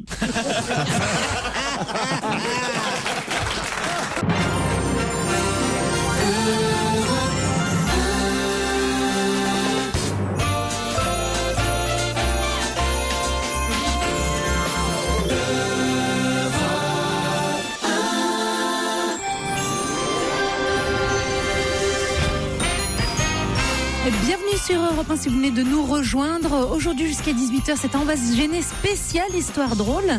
Laurent Ruquier et sa bande, parfois les invités aussi, se sont prêtés au jeu de raconter une blague. Ce jour-là, c'était Charlotte de Turckheim. Charlotte, vous avez une histoire à nous raconter, il paraît. Oh, une histoire trop mignonne, mais très con. Hein. Ah oui? Celle des œufs dans le frigidaire, vous la connaissez? Non. Il y a 6 œufs qui sont dans le frigidaire, alignés. Puis il y a le 6e, il se penche, puis il regarde le premier œuf, et puis il dit au 5e, putain, regarde la tronche du premier œuf. Oh, qu'est-ce qu'il est moche, dis donc. Il a une tête de cul. Comment il supporte d'être comme ça, le pauvre vieux? Alors il y a l'œuf numéro 5 qui tape sur le cou de l'œuf numéro 4 qui lui dit, putain, regarde l'œuf numéro 1. Il a une trombie, le pauvre vieux. Oh, il est affreux. Puis ça suit comme ça.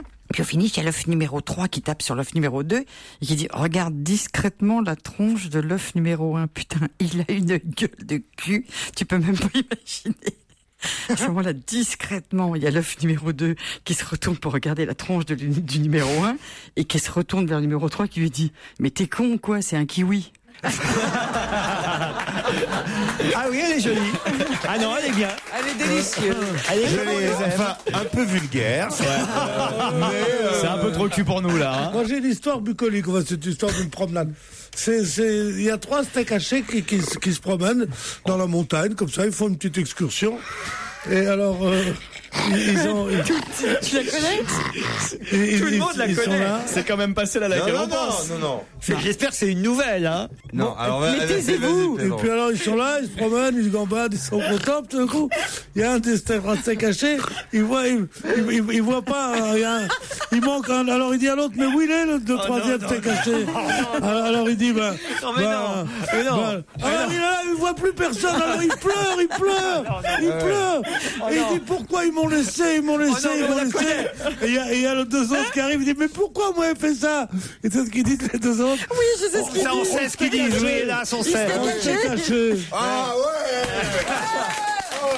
Mais enfin, Pierre.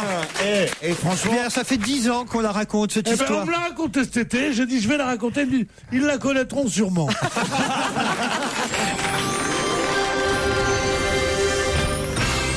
Tu sais pourquoi elles ont un neurone, les majorettes? Non. Pour pas chier partout comme les poules.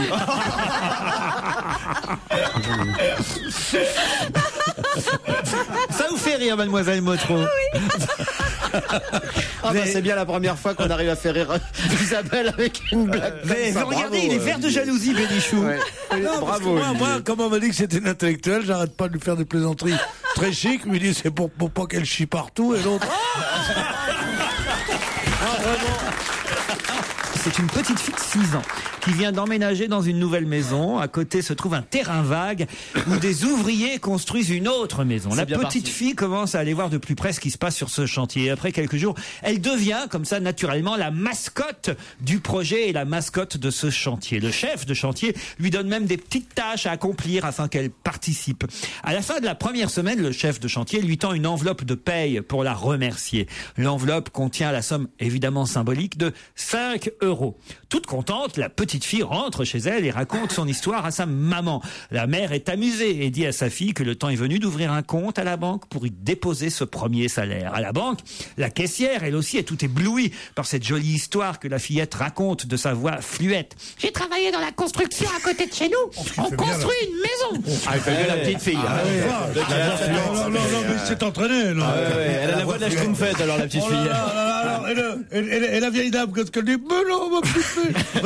D'ailleurs, tous les employés et tous les clients de la banque écoutent la petite fille en souriant. La caissière demande alors à la fillette si elle pense retourner travailler au chantier la semaine prochaine. Faut voir, répond l'enfant. Faut voir, parce que d'abord, je voudrais manger des carottes. Alors, voir quoi? Répondent en chœur plusieurs clients et plusieurs employés de la banque. Et la fillette répond, faut voir si ces enculés de chez Big Mac se décident à nous livrer ce putain de placo de merde.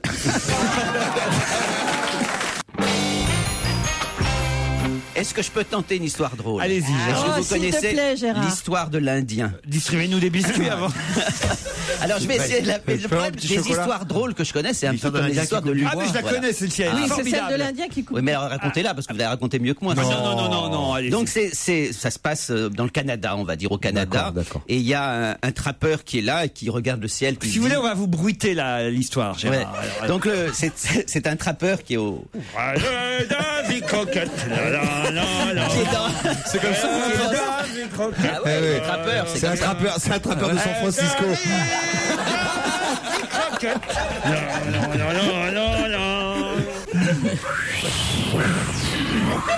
Vas-y, Alors donc raconte. c'est le trappeur se dit est-ce qu'il va faire froid? Il est en train de couper son bois. Il coupe son bois pour mettre du bois de côté. Et puis il a coupé son bois. Et il se dit, oui, mais est-ce qu'il va faire froid ou très froid? Et il y a un vieil Indien qui est sur la montagne, donc il monte voir l'Indien et il lui dit, est-ce qu'il va faire froid cet hiver? Et l'Indien dit, oui, il va faire froid. Alors le trappeur redescend, il recoupe encore un peu plus de bois et il dit, oui, mais est-ce que j'ai assez de bois? Il remonte voir l'Indien et dit, mais est-ce qu'il va faire froid ou très froid? Et l'Indien dit, très froid. Alors, il descend le Canadien, le trappeur, il recoupe encore plus de bois puisqu'il va faire très froid. Il dit, mais est-ce que j'ai assez de bois? Il remonte voir l'Indien. Il est à cheval ou pas? Non, à pied. Ah, merde, je fais super bien à cheval. Il prend son cheval.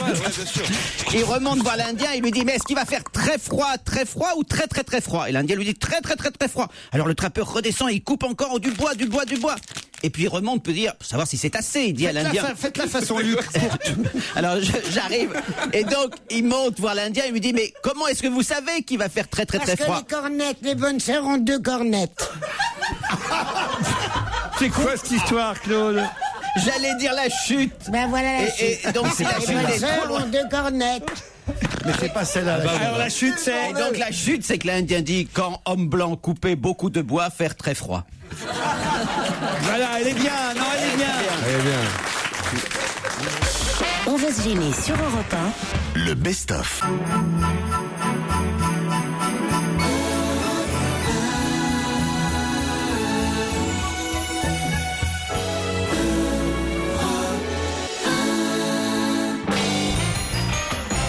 Excellente fin d'après-midi sur Europe 1. Tout de suite, jusqu'à 18h, c'est le best-of dont va se gêner Laurent Ruquier et toute sa bande.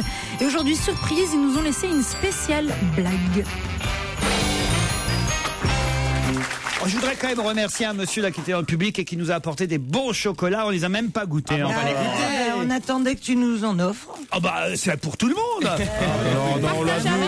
De la façon. On a compris que de la façon dont tu les as mis à gauche. Mais non, moi je mange pas de chocolat, c'est sans bien. nous regarder. Alors Tu manges pas de chocolat? Bah non. Mais qu'est-ce qui te fait grossir comme ça? Bah c'est le souci. Vous, le stress, vous voyez. On va faire un peu de bruit, voilà. Excusez-moi, mais il y a des affaires que vous les testiez avant, Jean-Pierre, après peut-être j'en prends. Il y a des blagues dans le chocolat, vous voulez que je vous les une blague? Il y a des blagues, allez-y. Ah ouais. Un touriste à l'hôtelier, combien les chambres? Premier étage, 1000 francs, c'est des vieilles blagues.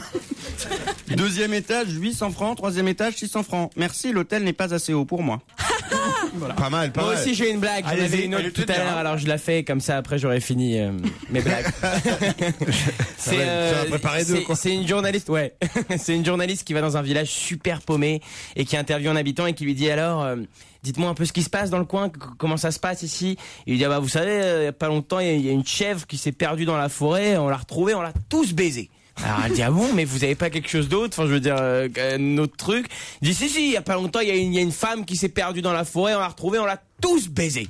Et il dit, non mais je veux dire quelque chose de grave, quelque chose qui fait de la peine. Il dit, ah bah moi il y a pas longtemps, je me suis perdu dans la forêt. Ouais, mignonne, hein. Elle est gentille, quoi. Jean-Pierre, ça vous rappelle Ah Jean-Pierre, vous n'êtes pas obligé de manger des chocolats. On bouffe du chocolat, tu nous poses pas de questions. Vous connaissez la différence entre un clitoris et une tarte aux pommes? Oh écoutez, oui.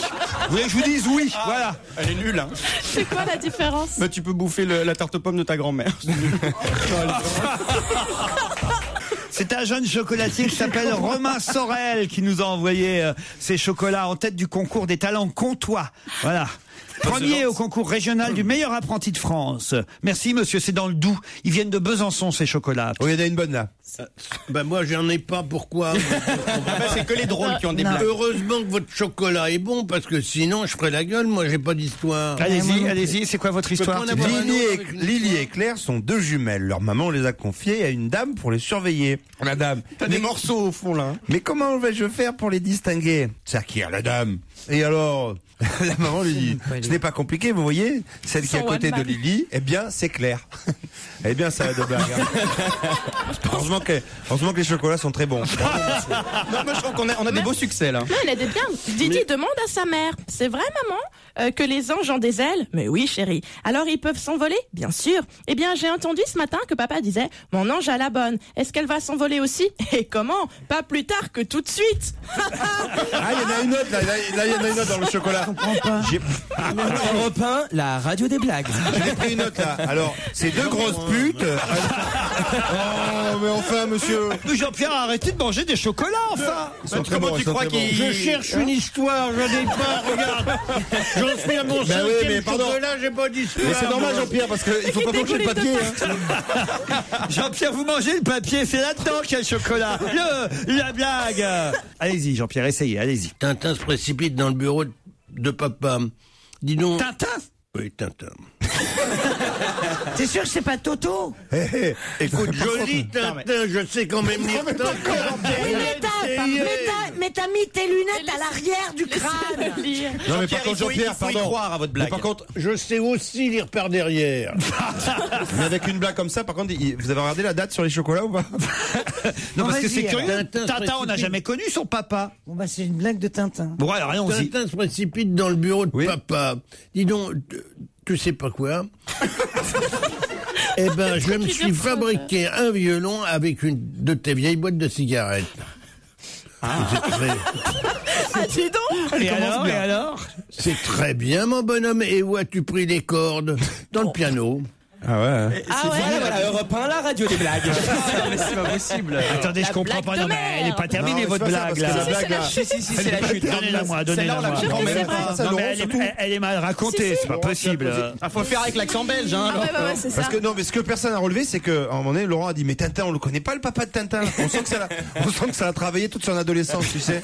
comme Il est où, le Walibi. papa de Tintin? Il a pas de maman non plus, Tintin. Oh, le Non. pauvre Il Tintin. a juste un chien et un vieux capitaine. Ah Laurent, je crois que j'en ai une avec l'accent belge. Comme ça, Allez-y, on termine allez-y. sur Ah ouais, l'accent voilà. belge. Allez-y. C'est deux Belges qui marchent dans la rue. Et là, il y en a un qui fait regarde là, t'as marché dans la merde. Il dit t'as marché dans la merde. Je sais pas faire l'accent. Et il lui dit t'es sûr que c'est de la merde? Mais non, c'est de la terre. Et il dit mais non, regarde, c'est de la merde. Là. Il prend la merde sur la truc. Il dit bah sans, regarde. Mais non, c'est pas de la merde, c'est de la terre. Ça. Il prend un petit bout comme ça, il sent, il fait ah ouais peut-être que. Mais non, c'est de la terre. Mais non, regarde, c'est de la merde. Mais goûte, prends un bout, mange un bout. Il mange chacun un petit bout, tu vois. Et il fait ah ouais, je crois que c'est de la merde. Eh ben, dire que t'as failli marcher dedans.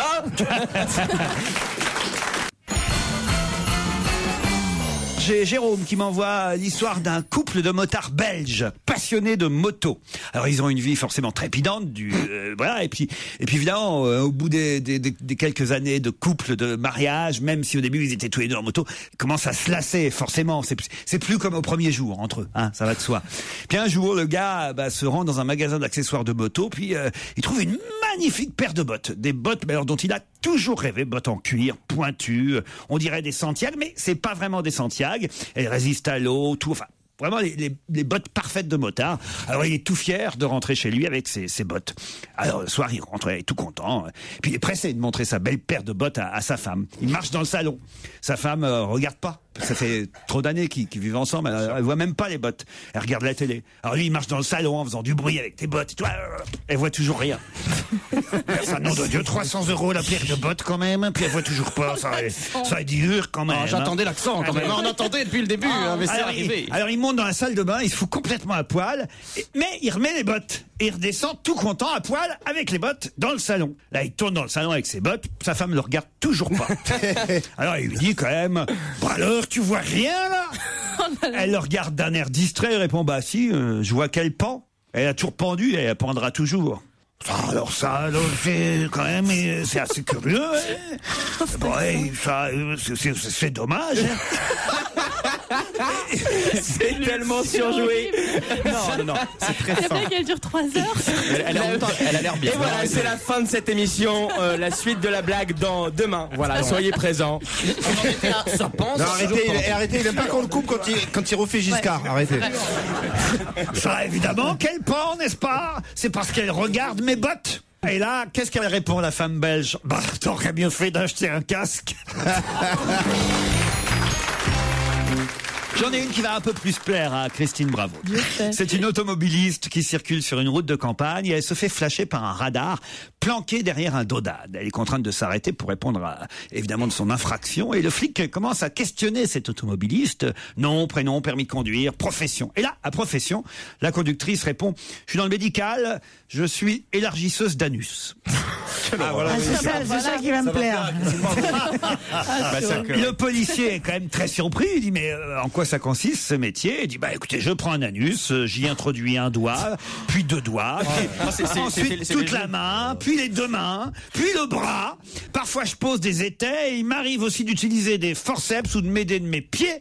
Et je m'arrête quand j'obtiens un beau trou du cul de 1,80 m. Et là le flic regarde dans le vide comme s'il essayait de se représenter la scène incroyable. Il dit mais qu'est-ce qu'on peut faire avec un trou du cul d'1,80 m? Bah en général on lui donne un radar et on lui dit d'aller le planquer derrière un dodane. Marseillais, un Breton et un Ch'ti qui découvrent un génie. Vous savez, dans une lampe à pétrole, il y a toujours un génie qui quand sort. on frotte la lampe. Le génie leur dit « Jetez n'importe quoi dans l'océan et si je le retrouve, vous mourrez. Autrement, je ferai tout ce que vous désirerez. » Bon, alors le Marseillais jette un cure-dent en se disant « Le génie va jamais retrouver le cure-dent. » Paf, le génie retrouve le cure-dent et évidemment le Marseillais meurt. Oh non. Le Breton jette un clou. Le génie retrouve le clou. Le Breton meurt. Le Ch'ti jette quelque chose. Le génie cherche. Et à bout de force, il demande « Mais qu'est-ce que t'as jeté, toi, le Ch'ti ?» Et le Ch'ti dit « Bilou, tu peux toujours chercher ?» Et j'ai jeté un effet Ralgan.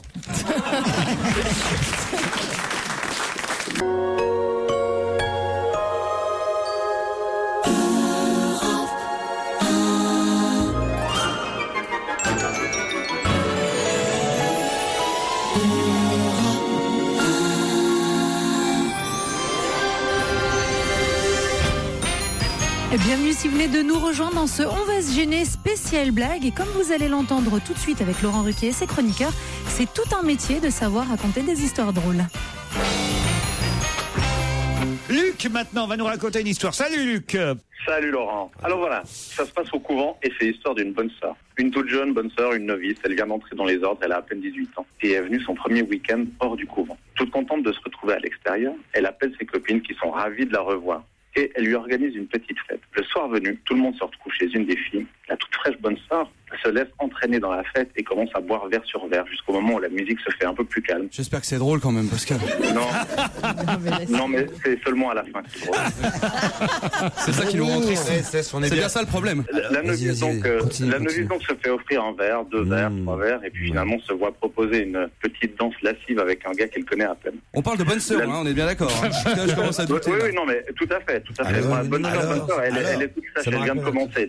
C'est bien sa lecture. Elle vient de commencer, quoi, l'histoire. Elle vient de commencer l'histoire. Ah, je vais y aller, moi. Non, mais c'est bien, ces lectures, c'est un nouveau concept. Arrêtez. On se repose comme ça. Moi, je plisse un peu les yeux, je suis bien. On sera encore là demain avec vos interruptions. Moi aussi, j'ai envie de savoir ce qui arrive à la bonne sœur. Reprends du début.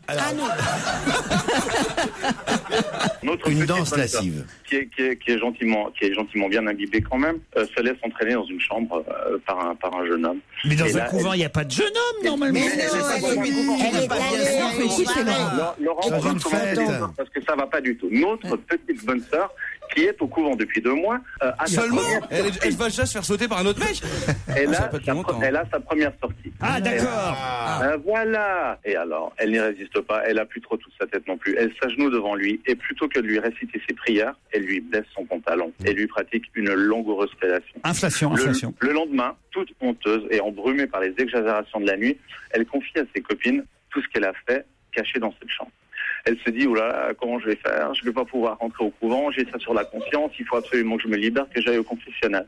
Et voilà comment va-t-elle avouer tout ça? Alors ses copines lui disent, écoute, il n'y a pas de problème. Elle a intérêt d'être drôle, la chute. C'est bon. Arrêtez. Elle va au confessionnal, très bien. Je sais ce qu'elle fait. C'est épais l'œuvre de Victor Hugo, pour un moment, là. Moi, je sais ce qu'elle va faire. Qu'est-ce qu'elle va faire? Elle va pas baisser le pantalon, elle va lever la robe du prêtre. Oui, excité, Claude. Oui, Claude, attendez la fin. Voilà. C'est la fin. Donc elle n'est pas encore au confessionnal. Oui. Dépêche-toi parce qu'il y a l'invité d'honneur dans les couloirs. Ça ferme à 18h, le confessionnal. Ça ferme après, il y a 2 mois. Alors ses copines lui disent, écoute, il n'y a pas de problème, tu as qu'à dire que tu as schtroumpfé, tu n'as pas besoin d'avouer ce que tu as fait vraiment, ta conscience sera libérée, ne t'inquiète pas. Elle y va, elle prend son courage à 2 mains, elle rentre au confessionnal et elle dit au père, voilà mon père, j'ai schtroumpfé. Alors le père lui dit, il veut faire un peu le gars qui est jeune et qui a compris, et elle lui dit, écoute, tu me fais des Ave Maria, il n'y a pas de problème, et tes péchés seront absous. Le week-end suivant, rebelote. On l'a fait courte? Ok. Ah oui. Faisons la courte. Je veux les détails du week-end suivant. Mais alors on raconte tout ça. La voilà qui revient au couvent. Idem, elle retourne au confessionnal. Bonjour mon père, voilà, ce week-end, j'ai encore schtroumpfé. Le père lui dit, j'aimerais quand même bien savoir un peu ce que c'est. Écoute ma fille, tu me fais 5 Ave Maria, mais tu m'avoues ce que veut dire schtroumpfé, j'ai quand même bien envie de savoir. Alors, honteuse toute rouge, elle lui dit, voilà, j'ai fait des inflations toute la nuit à un gars. Le père, lui dit, vas-y, c'est bon, mais ne recommence pas. Quand elle sort du confessionnal, elle arrive dans le jardin et elle retrouve la plus vieille nonne du couvent, toute vieille, qui est sur son banc, en train de pleurer toutes les larmes de son corps. Elle est très vieille, elle a quoi, 85 ans dans 20 ans et quelques mois. Elle est vraiment très vieille. Et elle pleure. Et la jeune novice lui dit, mais pourquoi pleurez-vous comme ça? Alors la bonne sœur lui dit, ben voilà, j'ai fait le péché de sucrerie, je me suis envoyé un paquet de bonbons, moi toute seule, tout le week-end. Et elle dit, mais il n'y a pas de problème, allez vous confesser, moi j'en ai fait l'expérience, ça libère l'esprit. Non, on n'a pas l'air de se confesser là. Elle lui dit, évidemment, je ne peux pas aller me confesser et avouer ce péché. mais la jeune novice lui dit, il n'y a pas de problème. Vous avez qu'à dire que vous avez schtroumpfé, ça passera comme une lettre à la poste. Voilà. Alors notre vieille bonne soeur rentre dans le confessionnal et dit, voilà mon père, bonsoir, j'ai schtroumpfé ce week-end. Et le père tombe à la renverse et lui dit, quoi? Vous, à votre âge? Elle lui répond, bah quoi? J'ai encore toutes mes dents pour sucer. Un bonbon. Oui, oui. Elle suçait un alors, bonbon. je vais vous dire, Luc, on la connaissait, mais alors beaucoup plus courte alors. Oui. Je crois que Gérard Miller cherche un co-auteur pour son one-man show.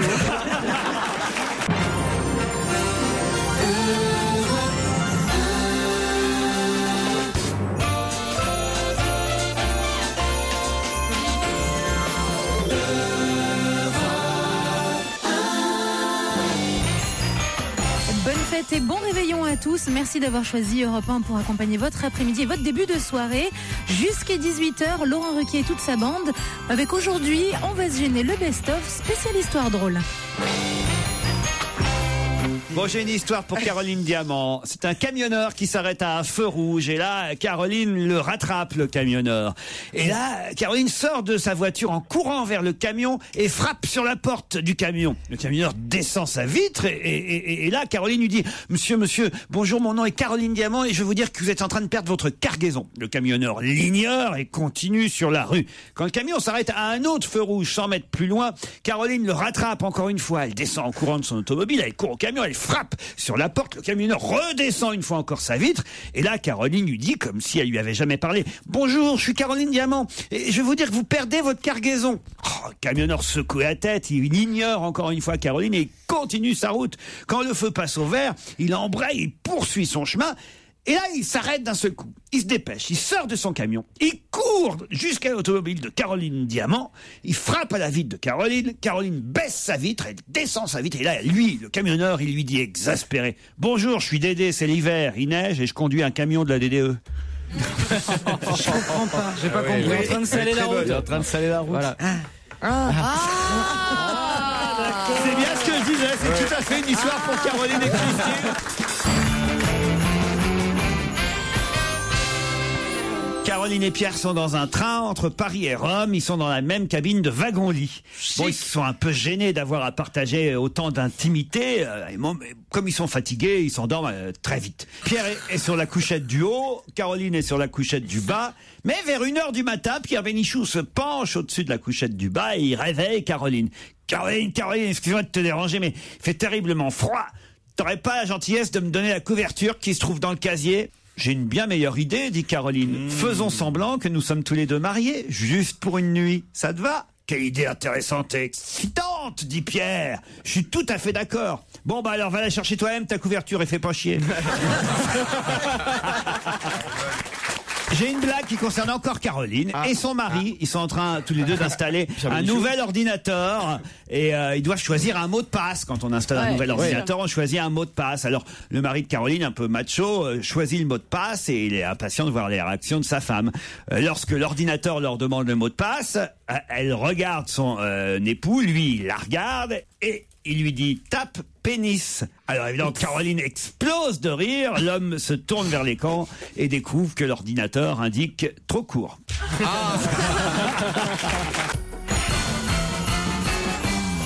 C'est deux Belges qui discutent, l'un d'eux va se marier. Ah, eh bien, tu dis, je suis pas sûr que ma femme soit vierge. Elle me dit qu'elle est vierge, mais je ne crois pas. J'aimerais bien avoir un truc pour savoir si vraiment elle est vierge. Ah ben ça, j'ai un super truc pour toi, tu vas voir, c'est simple. Tu prends de la peinture rouge, de la peinture bleue et une pelle.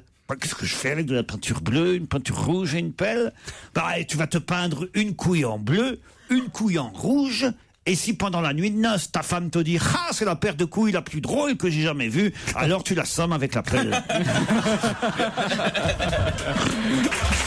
Alors en tout cas, les Belges nous attendent avec impatience et nous transmettent des histoires qu'on raconte sur les Français. Ah. Un Français qui va pisser, il se lave les mains avant ou après? Après. On espère. Pendant.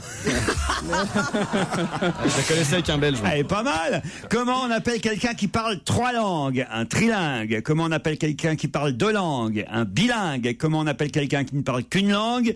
Un français. Ça, c'est pas faux. Après avoir créé la France, Dieu trouva que c'était le plus beau pays du monde. Ça allait faire des jaloux. Alors pour rétablir l'équilibre, il a créé les Français. Ah bah ils sont sympas les Belges. Dis donc, ils ont mis combien 100 ans à se rebeller? Ah, on a intérêt quand même à faire attention. Hein. C'est 4 dames qui parlent de leur progéniture, de leur enfance. 4 jeunes mamans même. Alors la première dit « Mon fils est tellement précoce, il a su marcher à 9 mois. » La deuxième surenchérit « Le mien il est tellement précoce qu'il avait toutes ses dents à 7 mois. » La troisième, très fière, dit « Ah bah mon petit chou, moi... il parlait, mais parfaitement à 1 an et demi. La quatrième dit, bah, le mien est encore plus précoce et il est mort la semaine dernière.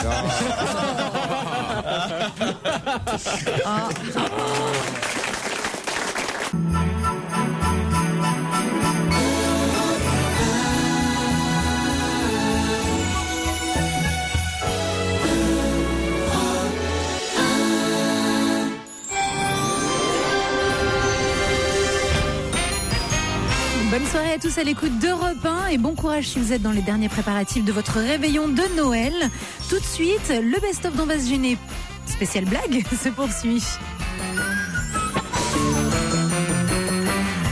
C'est Stevie qui est accoudé au comptoir d'un bar. Et Stevie en est à sa 12e tequila. Visiblement, il est pas seul.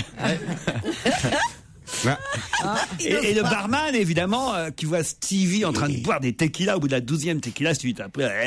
Et le barman lui fait, mais enfin, qu'est-ce que vous célébrez comme ça? Et Stevie dit, ma première pipe. Félicitations, dit le barman. Laissez-moi vous offrir la 13e. Oh, si 12 tequilas n'arrivent pas à faire passer le goût, je pense pas qu'une de plus y arrivera. Oui. On comprend la petite pause que t'as fait au milieu de la blague. C'est 2 garçons qui jouent au foot au Parc Borelli à Marseille.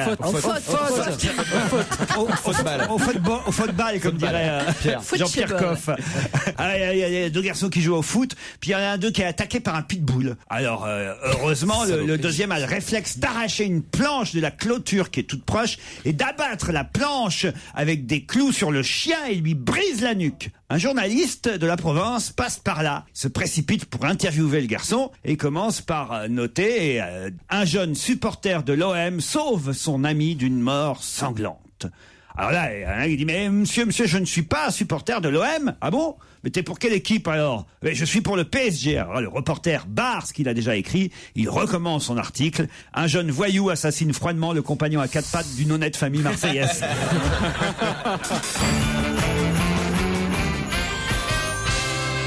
C'est un petit Africain qui décide de traverser la Méditerranée à la nage pour gagner les côtes françaises. Il nage pendant des heures, pendant des jours, il nage épuisé, il crève de faim. Vraiment, il a très faim, et enfin il arrive sur les côtes françaises comme ça, et il se mêle, il crève de faim. Vraiment, il se mêle à un groupe d'enfants du club Mickey comme ça, et le moniteur lui dit toi, t'as mangé? Il fait non, il dit c'est bon, tu peux aller nager.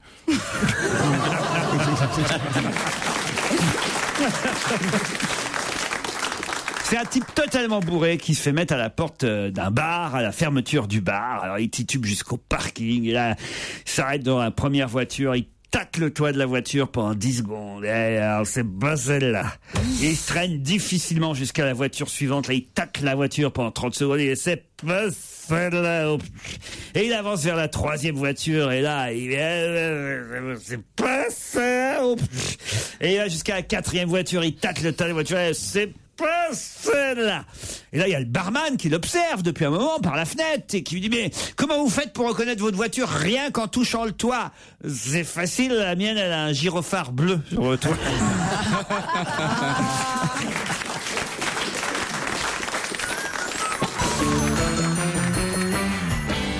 C'est un type qui se fait construire une taverne juste en face d'un cimetière. Et pour faire sa pub, il place évidemment un grand panneau sous son enseigne qui dit « Quoi que l'on dise ou quoi que l'on fasse, on est bien mieux ici qu'en face ». C'est joli quand même. Oui, oui. Hein. Le curé, qui a en charge le cimetière, place alors une enseigne à l'entrée du cimetière. Et on y lit « Quoi que l'on dise ou quoi que l'on fasse, tous ceux qui sont ici viennent d'en face ». C'est joli. C'est un homme qui visite un musée d'histoire naturelle et là il regarde un squelette de dinosaure. Et là il demande évidemment à un employé du musée « Est-ce que vous pouvez me dire de quelle époque date ce squelette ?» Alors l'employé du musée dit « Bien sûr monsieur, ce squelette est vieux de 6 millions d'années, 5 mois et 3 jours. » Ça c'est dingue, hein, mais comment vous pouvez être si précis ? Bah, écoutez, c'est très simple. Quand je suis arrivé ici dans ce musée pour travailler, on m'a dit que le squelette était vieux de 6 millions d'années. Et moi, je bosse ici depuis 5 mois et 3 jours. Et voilà, On va se gêner, c'est fini pour aujourd'hui. Mais rendez-vous dès demain à 16h pour On va se gêner, même le week-end. Tout de suite, Europe 1 Soir, Pierre-Marie Christin, bonsoir.